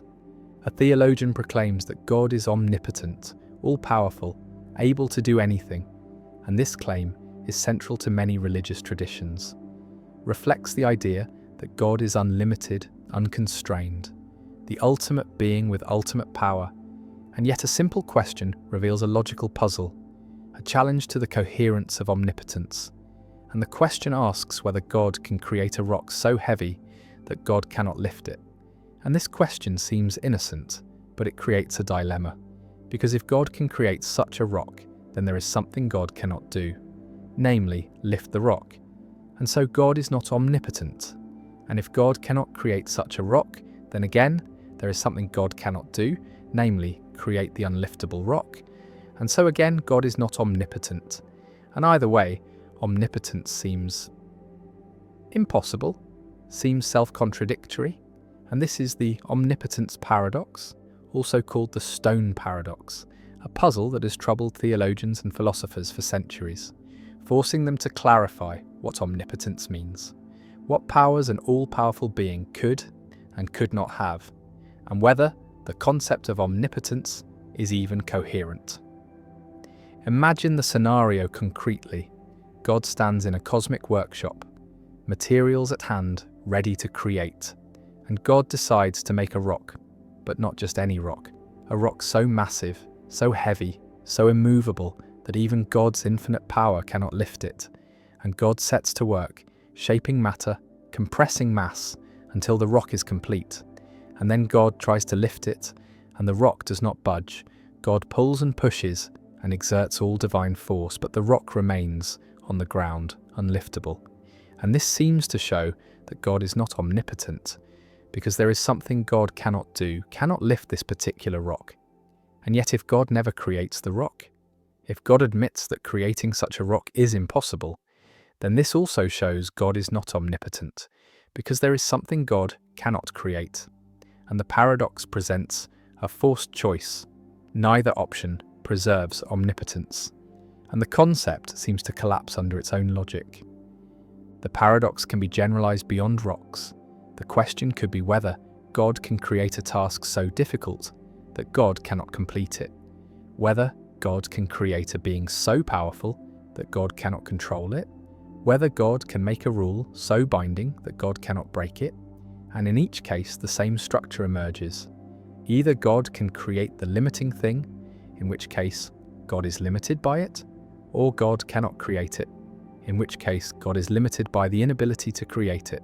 And either way, God's power has boundaries, and omnipotence seems impossible. And this suggests that omnipotence might be an incoherent concept, might not be logically possible, might be like a square circle or a married bachelor, something that sounds meaningful but actually combines contradictory ideas and cannot exist. Theologians and philosophers have developed several responses to the paradox, attempting to show that omnipotence is coherent and that the paradox rests on misunderstandings or ambiguities. One common response is to restrict omnipotence to logically possible tasks, to say that God can do anything that is logically possible but cannot do things that are logically impossible, and creating a rock that an omnipotent being cannot lift is logically impossible, is self-contradictory, because omnipotence includes the ability to lift anything, and so a rock that cannot be lifted by an omnipotent being is a logical impossibility, like a square circle. And God's inability to create logical impossibilities does not limit God's power in any meaningful sense, because logical impossibilities are not real tasks, are not things that could be done. And so excluding them from the scope of omnipotence is not a limitation but a clarification. Visualize omnipotence as a set of powers: the power to create anything logically possible, the power to know anything knowable, the power to do anything doable. And the set does not include impossible things, does not include making square circles or creating married bachelors or lifting unliftable rocks. Because these are not tasks, are not possibilities, are just combinations of words that do not refer to any coherent state of affairs. And just as we do not think a mathematician is limited because they cannot prove that 2 + 2 = 5, we should not think God is limited because God cannot do logically impossible things, because these are not things, are not genuine constraints on power. Another response distinguishes between God's essential attributes and God's contingent choices, and argues that omnipotence means God has the power to do anything consistent with God's nature. And part of God's nature is being omnipotent, and so God cannot create a situation where God lacks omnipotence, because that would contradict God's nature. But this is not a limitation on God's power. It is a feature of what God is. And just as God cannot make God not exist, because God is a necessary being, God cannot make God not omnipotent, because omnipotence is essential to God. And the rock scenario asks God to create a contradiction, to remain omnipotent while becoming not omnipotent, and this is incoherent. And God's inability to do it reflects logical necessity, not weakness. A third response embraces the paradox and argues that it shows omnipotence is paradoxical, is not a coherent concept, and rather than defending omnipotence, we should acknowledge that God's power, while immense, is not literally unlimited, that there are things God cannot do, and this is not a defect in God but a recognition that power, like any concept, has logical limits.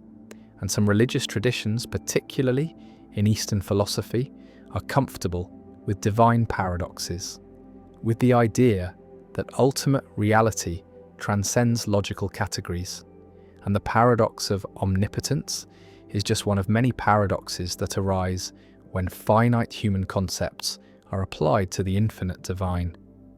The paradox also appears in discussions of free will and divine foreknowledge, Because if God knows the future infallibly, then God knows what choices humans will make. And if God knows what choices humans will make, then humans cannot choose otherwise, because if they could, then God's knowledge would be wrong. And so divine omniscience seems to eliminate human free will. And this creates a dilemma similar to the omnipotence paradox. Either God is not omniscient, does not know future free choices, or humans are not free, do not have genuine choice. And both options are unpalatable to many theologians who want to preserve both divine perfection and human freedom. And various solutions have been proposed, involving timeless knowledge, middle knowledge, open theism, but none has won universal acceptance, and the tension remains.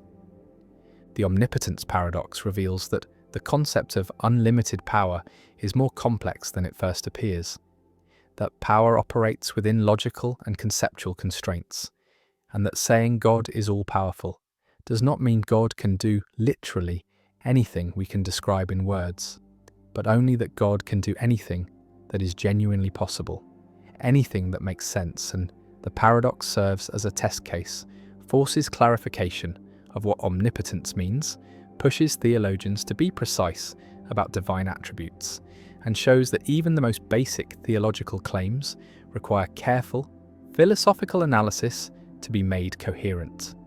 God stands before the rock, or does not create the rock, and the paradox hangs in the air, a logical puzzle about power and limits, about possibility and coherence. And the answer depends on how omnipotence is defined, on whether logical impossibilities are excluded, on whether God's nature places constraints on divine action. And different traditions answer differently. Some saying God transcends logic, some saying logic constrains even God. And the omnipotence paradox remains, not fully resolved, still debated, still used to challenge and clarify theological concepts. And the rock sits there, hypothetical and impossible, a monument to the difficulties of thinking clearly about ultimate power, about infinite abilities, about what it means to say God can do anything. And the paradox persists, elegant and troubling, a reminder that even divine attributes, even the powers of an unlimited being, must answer to logic, must cohere, must make sense, and that the concept of omnipotence, for all its simplicity, conceals depths and difficulties that philosophy continues to explore. The manipulation argument, when being programmed feels like choosing. A scientist creates a person in a laboratory, designs their brain molecule by molecule, programs their psychology precisely, installs specific beliefs, desires, values, personality traits, and then releases this person into the world, and the person deliberates about what to do, weighs options, considers consequences, makes decisions based on their reasons, their desires, their values, and all of this psychological processing feels normal from the inside, feels like genuine deliberation, genuine choice, and yet the person's entire psychology was determined by the scientist, was programmed.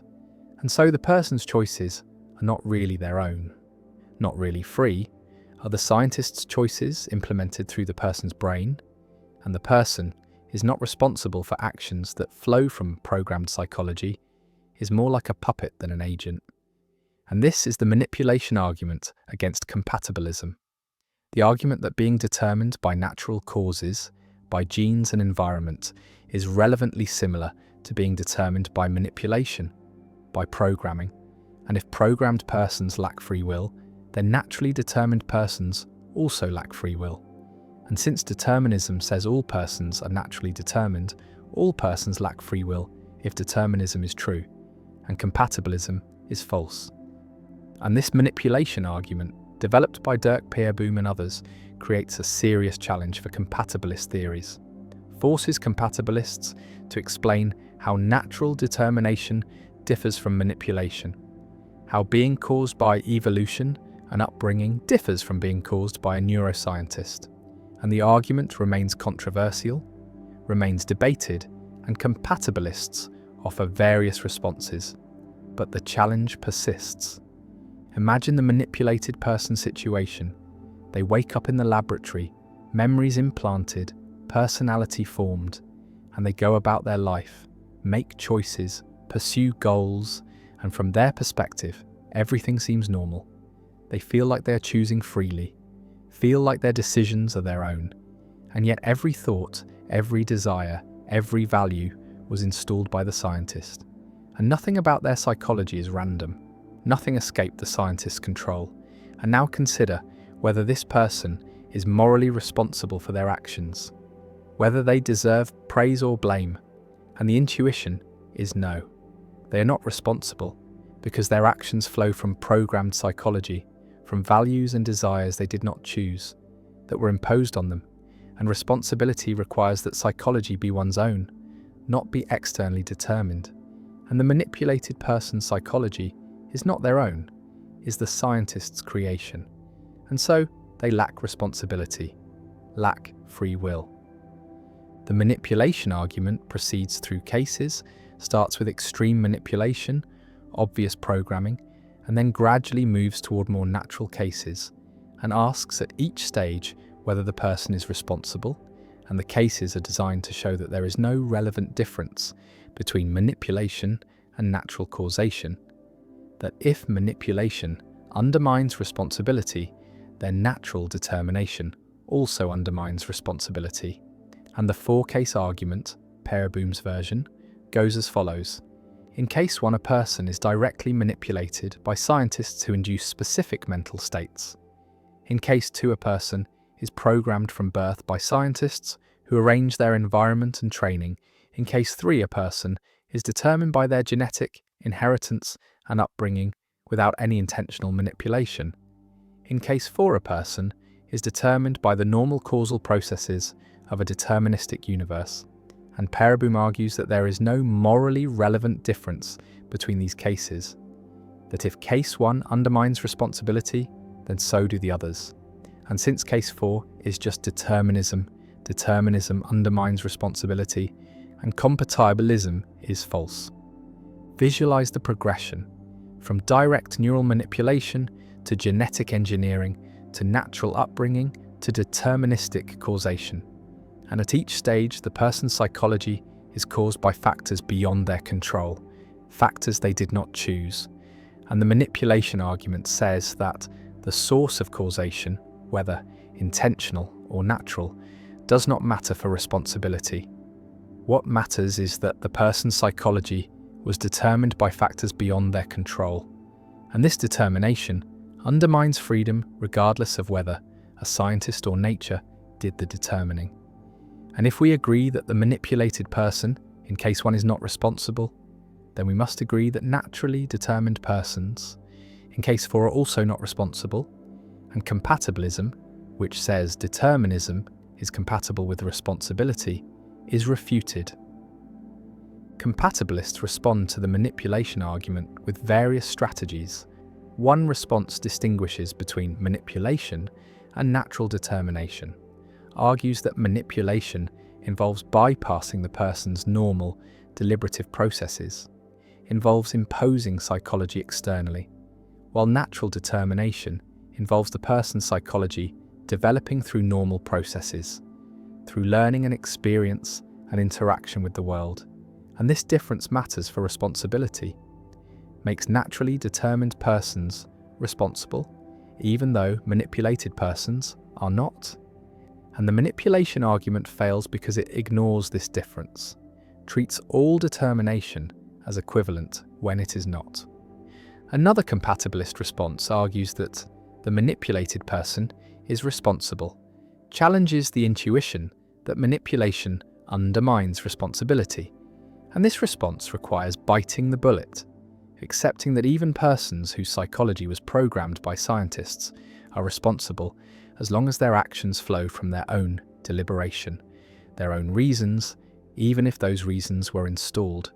And this response preserves compatibilism by denying that manipulation undermines responsibility, by insisting that what matters for responsibility is not the origin of psychology, but its current functional organization. And if the person deliberates and acts on their deliberations, then they are responsible, regardless of how their psychology came to be.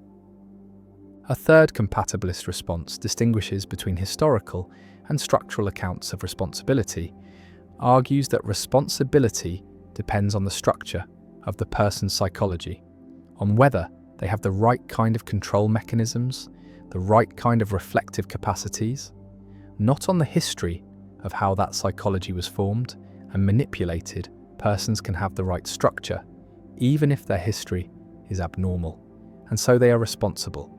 And the manipulation argument fails because it assumes that history matters when only structure matters, and compatibilism is preserved by adopting a structural rather than historical account of responsibility.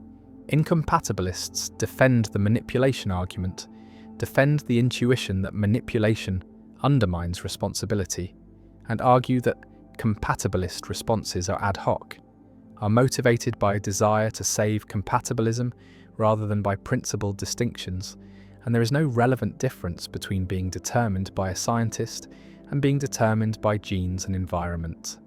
Both involve the person's psychology being shaped by factors beyond their control.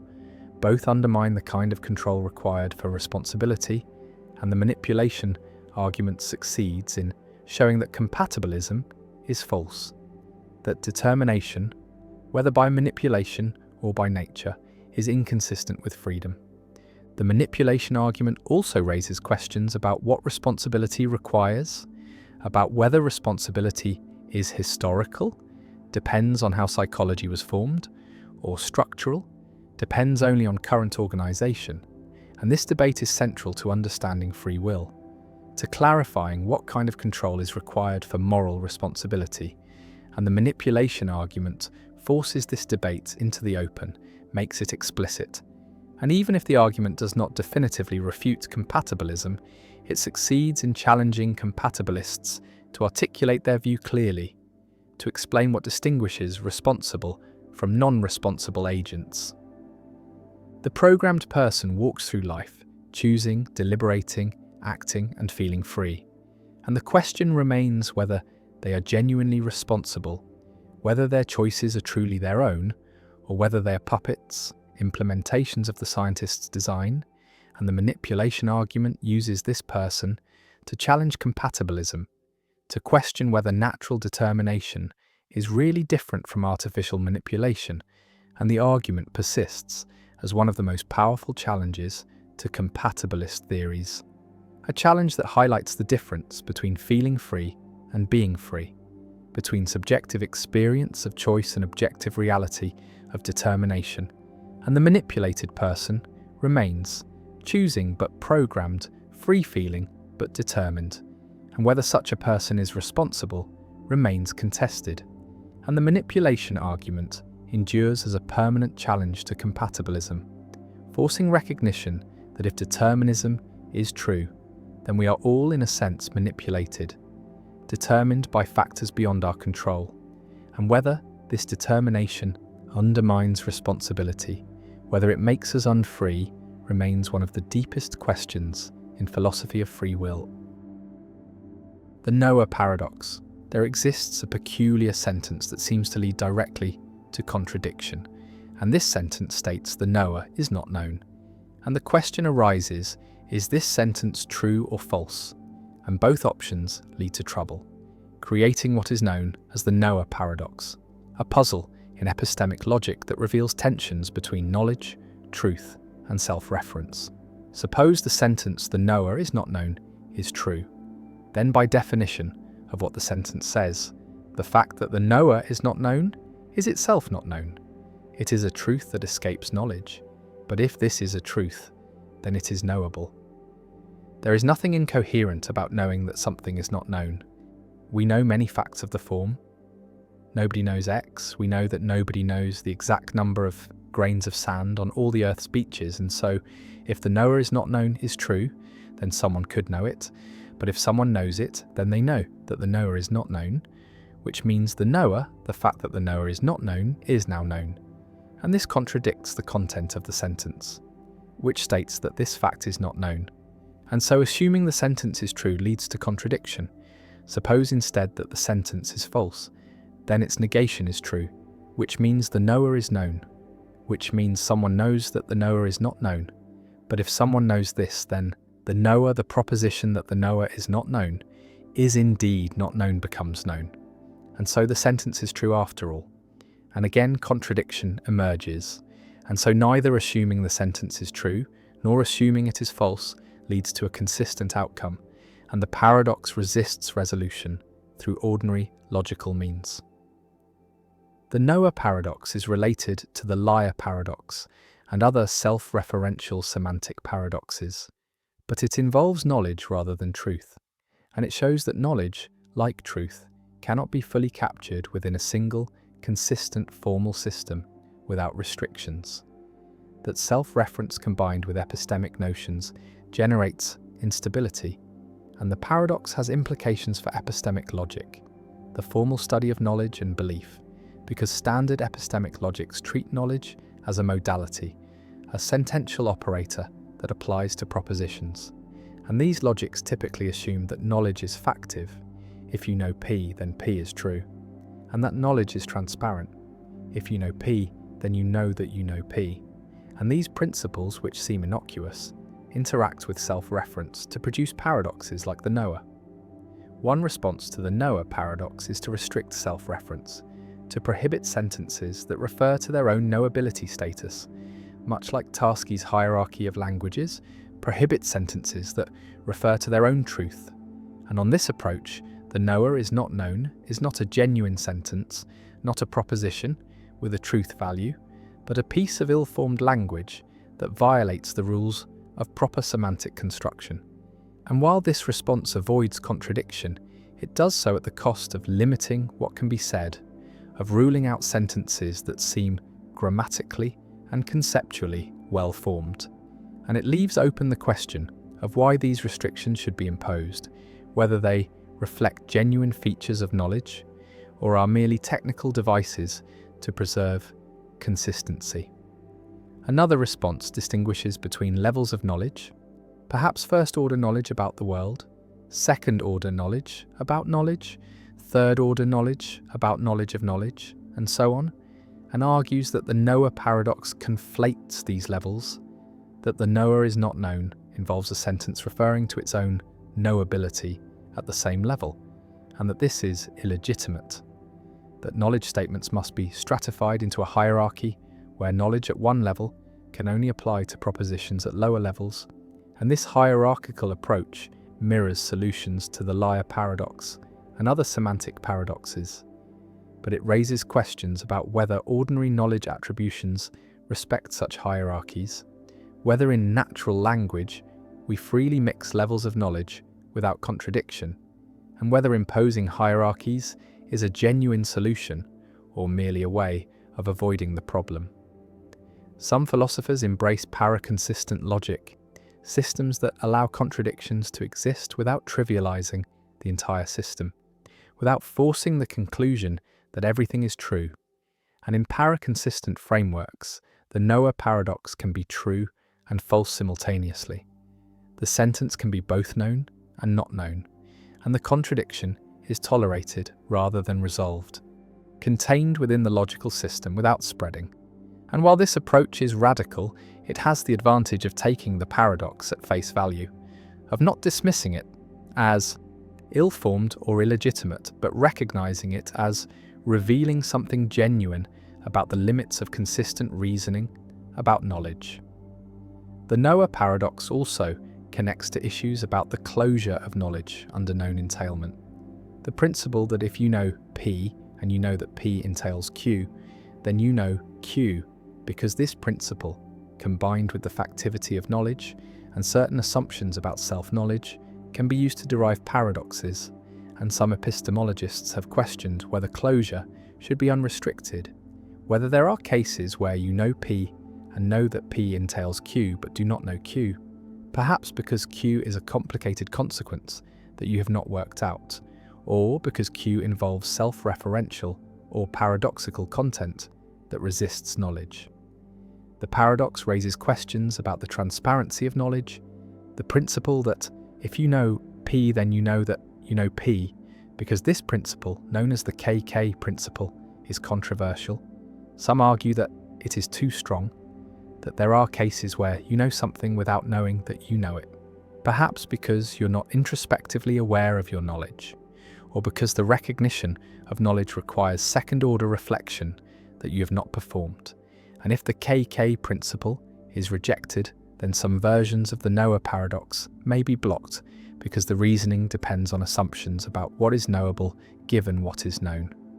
The Noah paradox sits alongside other epistemic paradoxes, the surprise examination paradox, Fitch's paradox, Moore's paradox, each revealing different tensions in our concepts of knowledge and belief, each challenging the assumption that these concepts can be fully formalized without residue, and together they suggest that knowledge is a more complex and less tractable notion than it appears, that self-reference and knowledge do not mix well, that there are limits to what can be known or consistently said about knowledge, and that the project of epistemic logic, while valuable, must navigate carefully around paradoxes that threaten its foundations. The sentence "the knower is not known" hangs in conceptual space, neither comfortably true nor comfortably false, a knot that logic cannot untie, a puzzle that resists the tools we use to solve puzzles, and it reminds us that language and thought contain traps, that self-reference is dangerous, that some sentences generate contradictions not because they are meaningless, but because they expose the limits of our logical systems, the boundaries where consistency breaks down and paradox takes over, and the Noah paradox remains, a thorn in the side of epistemic logic, a challenge to anyone who claims to understand what knowledge is and how it operates. And the question persists, is the knower known or unknown? And the answer, whatever it is, leads to contradiction, and the paradox endures, unresolved and perhaps unresolvable, a permanent fixture in the landscape of philosophical puzzles, a reminder that even knowledge itself, the concept at the heart of epistemology, contains mysteries that philosophy has not yet fathomed. The lottery paradox. Imagine a fair lottery with 1 million tickets, and exactly one ticket will win, and you have not yet learned which ticket won. And now consider each individual ticket. Ticket number 1 has a 1 in a million chance of winning, which means it has a 999,999 in a million chance of losing. And this is overwhelmingly probable, so probable that it seems rational to believe that ticket 1 will not win. And the same reasoning applies to ticket 2, ticket 3, and every other ticket. Each has a minuscule chance of winning and an enormous chance of losing, and so it seems rational to believe of each ticket that it will not win.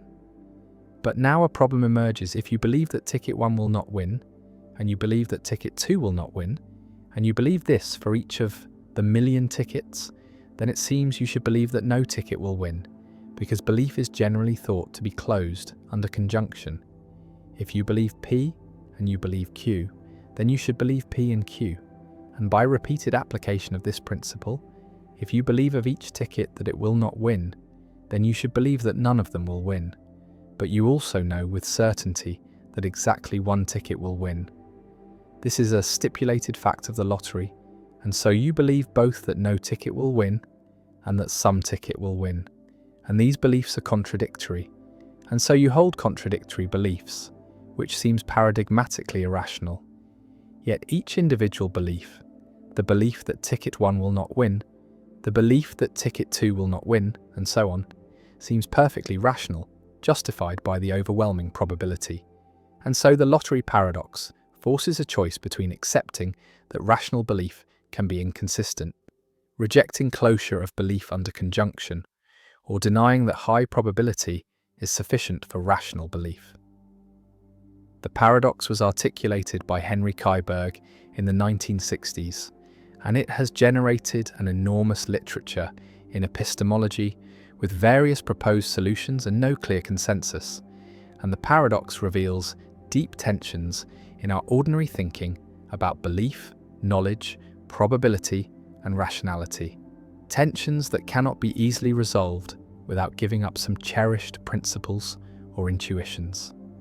One response is to reject closure, to argue that rational belief is not closed under conjunction, that you can rationally believe each of many propositions without rationally believing all of them together, especially when the propositions are probabilistic and the number of them is large. And this response aligns with the observation that the probability of a conjunction is the product of the probabilities of the conjuncts. And so even if each ticket has only a 1 in a million chance of winning, the probability that at least one ticket wins is certainty. And so there is a gap between the high probability of each individual proposition and the low probability of their conjunction. And this gap justifies believing each individual proposition while not believing their conjunction. Another response is to raise the threshold for rational belief, to argue that high probability is not sufficient for belief, that belief requires something stronger, perhaps near certainty or probability, above some higher threshold, like 99% or 99.9%. And if we raise the threshold high enough, then it will no longer be rational to believe of each ticket that it will not win, because the probability that it will not win, while high, is not high enough to meet the raised threshold. And so the paradox dissolves, because the initial premise that it is rational to believe of each ticket that it will not win is rejected. A third response distinguishes between degrees of belief, or credence, and full belief, arguing that we should assign high credence to the proposition that ticket 1 will not win, perhaps 99.9999%, but we should not fully believe it. And full belief is reserved for propositions that meet a higher standard, perhaps certainty or near certainty. And this response preserves the intuition that high probability matters for rationality, while avoiding the paradox by denying that high probability justifies full belief. Still another response embraces a kind of rational inconsistency, arguing that in certain situations it is rational to hold inconsistent beliefs, that consistency is not an absolute requirement of rationality, that the world is complex and uncertain, and our beliefs must reflect that uncertainty, even if it means tolerating some inconsistency. And this response aligns with the preface paradox, where an author rationally believes each claim in a book while rationally believing that not. All the claims are true, and both paradoxes suggest that closure of belief under conjunction is too strong a requirement, that it demands a kind of logical perfection that finite agents in uncertain environments cannot achieve. The lottery paradox also connects to debates about the nature of knowledge, because it seems clear that you do not know that ticket 1 will not win, even though you have excellent evidence for believing it. And this suggests that knowledge requires something more than justified true belief, perhaps a safety condition, the requirement that in nearby possible worlds where you believe PP is true, and in the lottery case there are nearby worlds where the lottery is run fairly and ticket 1 wins, in which your belief that ticket 1 will not win is false, and so your belief fails the safety condition and does not constitute knowledge, even if it happens to be true. The paradox has practical implications as well, because we constantly make decisions based on beliefs that have high but not maximal probability. We believe that the plane will not crash, that the medicine will work, that the bridge will not collapse, and in each case there is a small probability that our belief is false. Yet we act on these beliefs. We board the plane, take the medicine, cross the bridge, and if we refuse to believe or act on anything less than certainty, we would be paralyzed, unable to function in a world of uncertainty. And so, the lottery paradox is not merely an abstract puzzle, but a reflection of the epistemic situation we constantly face, the need to navigate between skepticism and credulity, between demanding too much certainty and accepting too little, between the logical ideal of perfect consistency and the practical necessity of acting on incomplete information. The million tickets sit in the urn, one will win, the others will lose, and reason seems to say both that we should believe of each that it will lose, and that we should not believe that all will lose. And this contradiction, or apparent contradiction, has no easy resolution, no solution that preserves all intuitions and principles. And so the paradox remains, a permanent challenge to theories of rational belief, a puzzle that forces philosophers to clarify what they mean by belief, by rationality, by justification, and to acknowledge that our ordinary concepts, when pressed to their limits, reveal inconsistencies and tensions that may be ineliminable features of finite cognition rather than problems to be solved. And the lottery continues, the tickets are drawn, one wins, the others lose, and we believe what we must believe, what rationality seems to demand, even when those beliefs, taken together, lead to contradiction. And the paradox endures, a monument to the gap between logical perfection and epistemic reality, between what we ought to believe in principle and what we must believe in practice.